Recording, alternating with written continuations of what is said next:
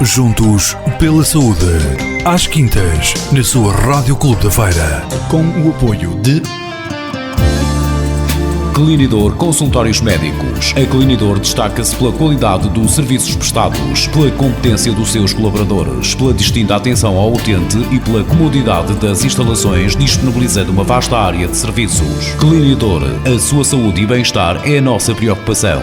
Clinidor Consultórios Médicos, Avenida Sá Carneiro, 57, Resto de Chão Direito, Santa Maria da Feira. Telefone 256 044 484 ou visite em www.clinidor.pt.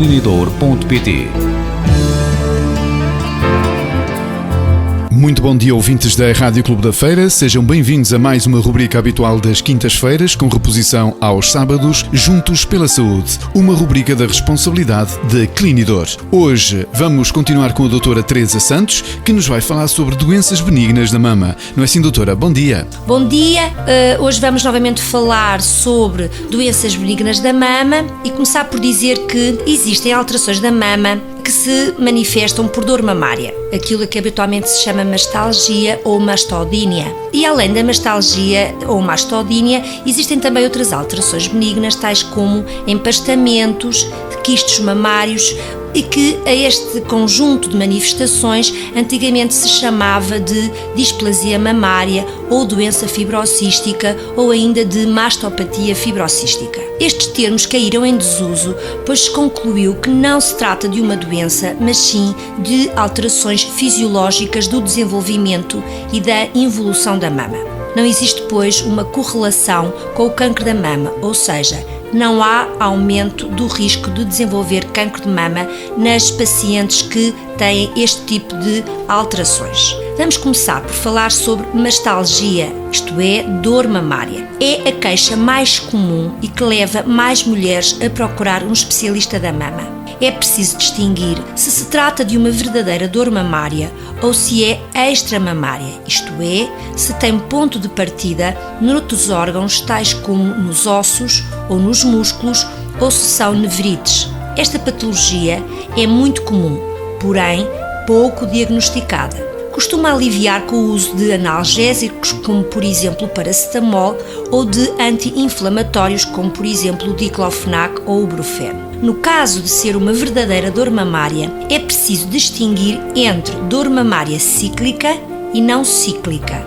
Sabemos que quase todas as mulheres vão sentir dor mamária em alguma etapa da sua vida. Esta dor é um sintoma e não é uma doença, exceto em situações muito específicas que irei definir mais à frente. Existe uma forma de mastalgia que todas as mulheres experimentam ao longo da vida, denominada de mastalgia cíclica, e que se refere àquele desconforto nos dias que antecedem a menstruação. Esta situação é considerada normal. Quase a metade das mulheres sente este desconforto de forma exacerbada e por um período de tempo mais longo, e nesse caso é considerado uma variante do normal.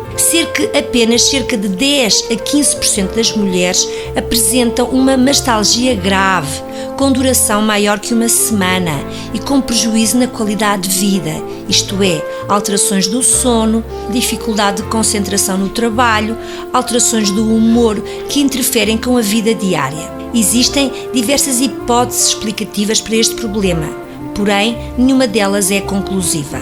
Em geral, a conduta é observar a paciente, colhendo uma boa história clínica, fazendo um exame físico cuidado, observando os exames efetuados ou pedindo exames adequados.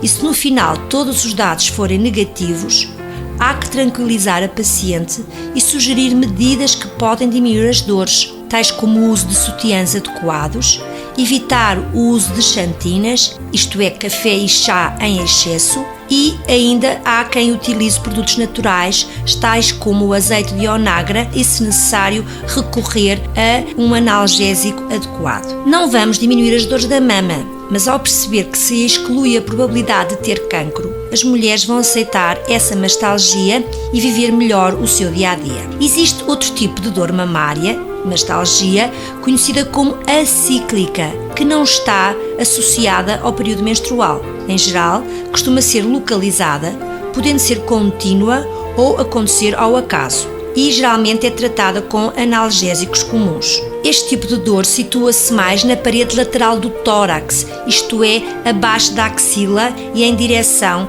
ao osso ilíaco. Vamos falar agora um pouco do autoexame da mama, o qual deve ser feito entre o 8º e o 10º dia do período menstrual. Deve começar-se por elevar os braços acima da cabeça e em frente a um espelho, notar que os seios devem ter um contorno regular, sem nada que repuxe a pele da mama ou o mamilo para dentro ou que faça saliência para fora, tal como um nódulo a que vulgarmente se chama, entre aspas, caroço. Ter também atenção se existe um eczema em redor da areola e mamilo que vai aparecendo ou se tem algum nódulo no mamilo ou se este se encontra endurecido. Não esquecer que a mama tem uma cauda e que vai em direção à axila, que se chama prolongamento axilar e que também pode causar dor. Na palpação, não esquecer de palpar o sulco mamário inferior, que muitas vezes está escondido pela própria mama, e também as zonas abaixo da clavícula até à mama propriamente dita. Por vezes podem surgir nódulos nas zonas mais periféricas da mama. O autoexame da mama não pretende ser um momento de medo ou de angústia para as mulheres, mas sim que cada mulher fique a conhecer melhor a sua própria mama. Uma forma fácil de fazer este autoexame é durante o banho, embora depois também se deva palpar o seio enquanto está deitada. Não é nenhuma obrigação, se esquecer de o fazer 1 mês ou 2 não há problema, mas deve fazê-lo sempre que se lembrar. Vamos agora falar de empastamentos da mama. O que é o empastamento? É reconhecido como um endurecimento localizado que pode ser acompanhado ou não de dor e de uma sensação de que se tem um nódulo. Eles podem ser detectados com maior ou menor frequência, dependendo da altura em que se palpa a mama, e é por essa razão que se deve palpar a mama entre o 8º e o 10º dia do período menstrual, porque é nessa altura que a probabilidade de encontrar estes empastamentos é menor. Se se palpar a mama antes do início da menstruação, a probabilidade destes empastamentos surgirem é bastante maior. Este tipo de lesão deve ser sempre avaliado para excluir o cancro de mama. Depois de excluído, não necessita de tratamento. Os nódulos da mama podem ser basicamente divididos em 2 tipos de nódulos, os sólidos ou os líquidos. Os nódulos líquidos contêm líquido no seu interior e são chamados quistos ou cistos. Os quistos podem ser simples ou complexos ou densos. Os quistos simples são sempre lesões benignas e que nunca evoluem para cancro. Repito, os quistos simples não evoluem para cancro, no entanto, podem originar sintomas, porque podem inflamar ou infectar ou sofrer hemorragias internas da sequência de traumatismos. A sua maior importância está na ansiedade que gera nas pacientes, pois acontece mais frequentemente em mulheres acima dos 40 anos e surgem de uma forma rápida. É, por exemplo, o caso de uma mulher que de repente nota um nódulo na sua mama e que pode ou não ser doloroso. Já os microquistos, isto é, que têm dimensões inferiores a 1 cm, são identificados nas ecografias e acontecem numa grande percentagem de mulheres, até cerca de 70%. Eles são considerados uma variante do normal e não são considerados uma doença. Quando os quistos dão sintomas, então sim, nesse caso são considerados doenças. E que tipo de sintomas podem dar? Podem doer, podem causar desconforto. O que se deve fazer nestes simples casos é uma punção para esvaziar o quisto, o que vai gerar certamente alívio para a paciente. Recomenda-se que este procedimento apenas nos casos em que a mulher sente dor. Caso contrário, não há necessidade de realizá-lo. Por hoje terminamos. Para a semana voltaremos novamente para continuar a falar sobre doenças benignas da mama. Um bom dia para todos. Obrigado, doutora Teresa Santos. Falamos assim das doenças benignas da mama. Foi mais uma rubrica Juntos pela Saúde, uma rubrica da responsabilidade de Clinidor. Juntos pela Saúde, às quintas, na sua Rádio Clube da Feira. Com o apoio de